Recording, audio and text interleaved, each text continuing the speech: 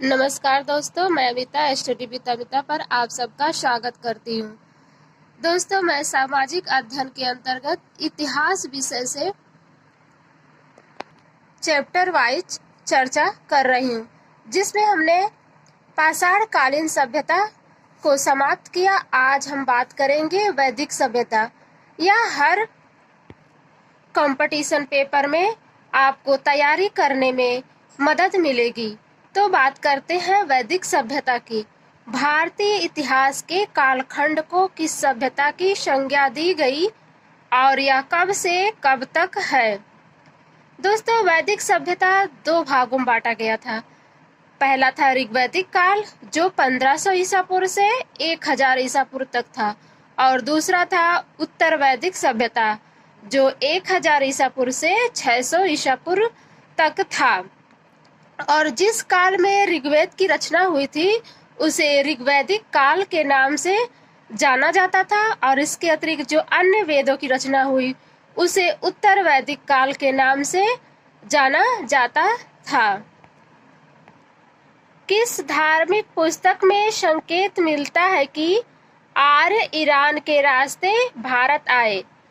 यह ईरान की धार्मिक पुस्तक थी, जैन अवेस्ता, जिसमें पता चलता था कि सबसे पहले आर्य पंजाब एवं अफगानिस्तान में बसे, और इनके द्वारा अपनाई गई सभ्यता को वैदिक सभ्यता के नाम से जाना गया, और इसकी नींव भी आर्यों ने ही रखी थी। क्या आप जानते हैं आर्यों की भाषा क्या थी और उनका प्राचीन आदरणीय ग्रंथ क्या था? उनका वेद क्या था? उनके प्रमुख देवता कौन थे और इनका प्रधान पेशा क्या था? बात करते हैं आर्यों की भाषा की। आर्यों की प्राचीन भाषा थी संस्कृत, जिसे आदि भाषा के भी नाम से जाना जाता था। यह सभी भाषाओं की जननी भी कही जाती है। आर्यों का जो प्राचीन ग्रंथ था वह वेद था, और वेदों में सबसे प्राचीन था ऋग्वेद। और आर्यों के जो प्रमुख देवता थे वो इंद्र थे। आर्यों ने अपने आदरणीय और प्रमुख देवता इंद्र को ही माना था। आर्यों का प्रधान पेशा था पशुपालन करना, कृषि करना, और यह प्राकृतिक शक्तियों की पूजा करते थे।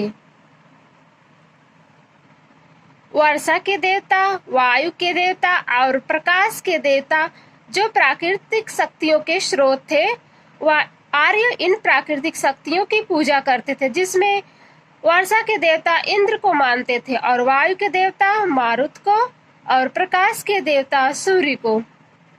आर्य घोड़े तथा सरस्वती नदी को ज्यादा महत्व देते थे। आर्यों ने ही लोहे की धातु की खोज की थी, और जिसे श्याम अयस्क भी कहते हैं।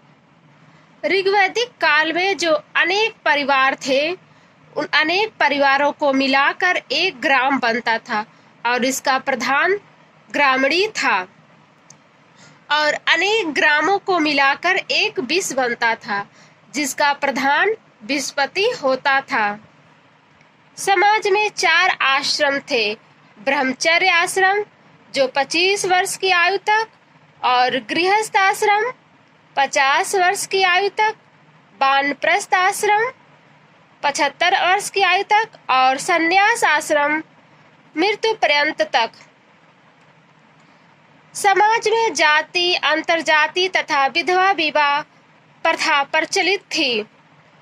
इस काल में स्त्रियां अपने पति के साथ यज्ञ कार्य में भाग लेती थीं। स्त्रियों की जो दैनिक अवस्था एवं सामाजिक स्थिति थी वह बहुत ही अच्छी थी। ऋग्वैदिक काल में बाल विवाह एवं पर्दा प्रथा का कोई प्रचलन नहीं था।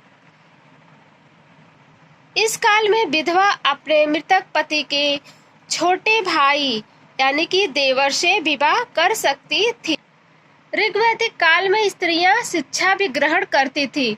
इनके शिक्षा दीक्षा पे कोई भी पाबंदी नहीं थी। इसका उदाहरण है लोपामुद्रा, घोषा, सिक्ता, अपाला एवं विश्वास। यह विदुषी महिला जो शिक्षाएं ग्रहण की थी। इस काल में जीवन भर अविवाहित रहने वाली महिला को अमाजू कहा जाता था। सभा एवं समिति राजा को सलाह देने वाली संस्था थी। सभा को श्रेष्ठ एवं सभ्य लोगों की संस्था माना जाता था, जबकि समिति को सामान्य जनता का प्रतिनिधित्व करती थी। 10 राज्य युद्ध का उल्लेख ऋग्वेद के 7वें मंडल में है। यह रावी नदी के तट सुदास एवं 10 जनों के बीच लड़ा गया था, जिसमें सुदास विजयी हुए थे। ब्राह्मण, क्षत्रिय, वैश्य तथा शूद्र 4 वर्णों में विभाजित था। ऋग्वैदिक कालीन समाज पितृसत्तात्मक समाज था, जिसमें पिता ही घर का मुखिया होता था और पिता के अनुसार पूरा परिवार कार्य करता था और पिता ही अपने परिवार का भरण पोषण भी करता था। ऋग्वैदिक काल की सबसे महत्वपूर्ण नदी थी सिंधु नदी। सिंधु नदी उस काल की सबसे महत्वपूर्ण नदी थी। सर्वप्रथम जाबालो उपनिषद में 4 आश्रमों का उल्लेख मिलता है और सत्यमेव जयते मुंडको उपनिषद से लिया गया है। कहाँ से लिया गया है? मुंडको उपनिषद से। गायत्री मंत्र सवितृ देवता को संबोधित है, जिसका संबंध कहाँ से है? ऋग्वेद से। ऋग्वेद वेद 4 होते हैं। Number 1 Rigveda, number 2 Samaveda, number 3 Atharvaveda, number 4 और यजुर्वेद। हम बात करते हैं ऋग्वेद की। ऋग्वेद का एक उपवेद है जिसे आयुर्वेद कहते हैं। आयुर्वेद के प्रमुख रचयिता हैं धन्वंतरी। यह चिकित्सा शास्त्र से संबंधित है। ऋग्वेद में 10 मंडल और 1028 श्लोक हैं। इसके ब्राह्मण हैं कौस्तिकी और ऐतराय। कौन है? कौस्तिकी और ऐतरेय। दूसरा है यजुर्वेद। यजुर्वेद का उपवेद है धनुर्वेद। इसके रचनाकार है विश्वामित्र। यह युद्ध कला से संबंधित वेद है। यह कर्मकांड प्रधान ग्रंथ है।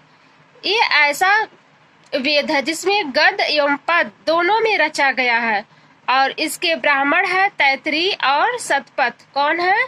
तैतरी और सतपथ। अब हम बात करते हैं नंबर 3 सामवेद की। सामवेद का उपवेद है गंधर्ववेद, जिसके रचनाकार है भरत मुनि। गंधर्ववेद में कला एवं संगीत से संबंधित यह वेद है। इसमें 1549 ऋचाएं हैं। इसे भारतीय संगीत का जनक माना जाता है। साम का अर्थ होता है गान और इसके ब्राह्मण है पंचविश और जैमिनी। कौन है? पंचविश और जैमिनी। चौथा वेद है अथर्ववेद। इसके उपवेद है शिल्पवेद और इसके रचनाकार है विश्वकर्मा। यह शिल्पवेद भवन निर्माण कला से संबंधित है। इसकी रचना अथर्ववेद की रचना अथर्वा ऋषि ने की थी। अथर्व का तात्पर्य होता है पवित्र जादू। इस वेद में रोग निवारण, राजभक्ति, विवाह, प्रणय गीत, अंधविश्वासों का वर्णन है। इसके प्रमुख ब्राह्मण है गोपथ।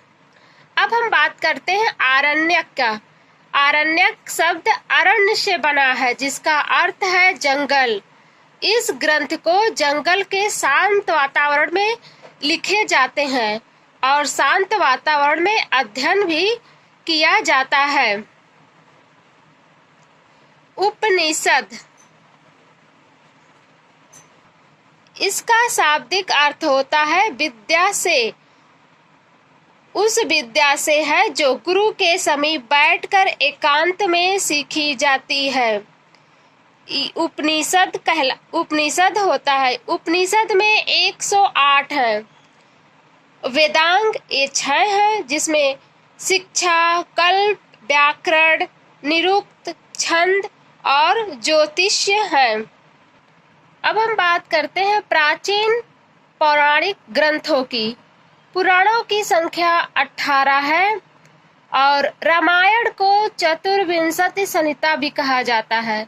इसकी रचना महर्षि वाल्मीकि ने की थी। महर्षि व्यास द्वारा रचित महाभारत को जय संहिता, सतसहस्त्री संहिता के नाम से जाना जाता है। स्मृतियां। स्मृतियों में प्रमुख स्मृति है मनुस्मृति। मनुस्मृति में विवाह 8 प्रकार का बताया गया है, जिसमें 4 प्रशंसनीय तथा 4 निंदनीय प्रकार का विवाह बताया गया है। ये जो प्रशंसनीय विवाह है, इसे आदर्श विवाह भी कहा जाता है। प्रशंसनीय विवाह में ब्रह्म विवाह, दैव विवाह, आर्ष विवाह और प्रजापत्य विवाह, ये 4 विवाह प्रशंसनीय माना जाता है। जबकि निंदनीय विवाह गंधर्व विवाह, असुर विवाह, पैशाच विवाह, राक्षस विवाह, यह विवाह निंदनीय माना जाता है। दोस्तों, आज के लिए बस इतना। आज हमने वैदिक सभ्यता के विषय में चर्चा की थी। अगले वीडियो में हम फिर मिलेंगे। तब तक के लिए नमस्कार।